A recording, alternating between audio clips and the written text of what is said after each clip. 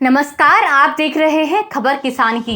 एक और जहां देश में विकास हो रहा है, देश तरक्की कर रहा है, ऐसे में खेती किसानी की जमीन में कमी होने लगी है और देश में बढ़ती आबादी ने भी कई तरह की चुनौतियां पैदा कर दी हैं। इससे बस्तियों का आकार बढ़ रहा है और खेती योग्य जमीन पर लोगों के बस जाने से खेती का आकार छोटा होता जा रहा है। ऐसे में उन जमीनों पर प्लॉट काटकर बेचे जा रहे हैं जहाँ अब तक खेती होती आई है। अगर आप भी अपना घर बनवाने के लिए कोई प्लॉट खरीदने जा रहे हैं तो आपको सावधान रहने की जरूरत है। दरअसल खेती की जमीन पर उसका मालिक भी बिना परमिशन के घर नहीं बना सकता है।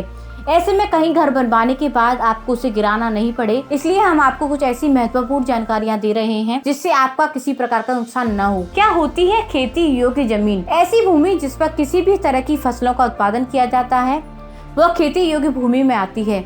आमतौर पर कृषि भूमि क्षेत्र के हिस्से के रूप में परिभाषित की गई जमीन स्थायी चारागाहों, फसलों और कृषि कार्यों आदि के इस्तेमाल के लिए उपयोग में ली जाती है। इनमें किसानों द्वारा हर साल फसलों का उत्पादन किया जाता है। इस जमीन पर आपका मालिकाना हक होने के बावजूद आप इसमें घर नहीं बना सकते हैं। इसके लिए आपको सरकार की ओर से परमिशन लेने की जरूरत होती है। खेती की जमीन पर घर बनवाने के लिए क्या करें? और अगर आप खेती की जमीन पर घर बनवाना चाहते हैं तो पहले आपको उसे आबादी में कन्वर्ट कराना होता है। उसके बाद ही आप खेती की भूमि पर घर बनवा सकते हैं। हालांकि कन्वर्जन का नियम देश के कुछ ही राज्यों में है। बता दें कि जब खेती की जमीन को आवास भूमि में बदला जाता है तो आपको कुछ शुल्क का भुगतान भी करना होता है।